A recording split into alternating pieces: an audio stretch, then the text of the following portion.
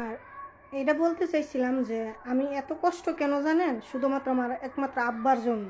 আমার আব্বা যদি না থাকতো আমার পৃথিবীর কেউ, আমি আজ 15টা বৎসর কাটাইলেছি প্রবাসে রান্নার বাবুর্চি করে, আমার কেউ ধরে রাখতে পারে না, বুঝছেন? বাবা মাকে ভালোবাসেন, সাপোর্ট করবেন। আজকে আমি অনেক কান্না করছি, আমার চোখ দেখলে বুঝতে পারবেন আপনারা। আমি জানি না কেন আমার মনটাতে এত কষ্ট, কেন আমি আজকে কান্না করছি, আমি বুঝাইয়া বাসা আপনাদের পারবো না। আসলে আমি অনেক কষ্ট করছি, খালি রূপ জৈবন দেখলে কাম হইব না ভাই, বুঝছেন? সবাই ভালো থাকবেন, বাবা মাকে সম্মান দিবেন, ভালোবাসবেন, এই আর কি। তো আমি মনে করেন এমন একটা মানুষ, যদি কারোর ভালো লাগে আমি সরাসরি বলি, একজন আমি বিরক্ত করি না, তাকে বলি না, লাগতেই পারে একজন।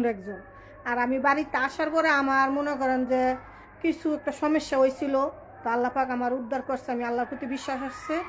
সবাই ভালো থাকবেন।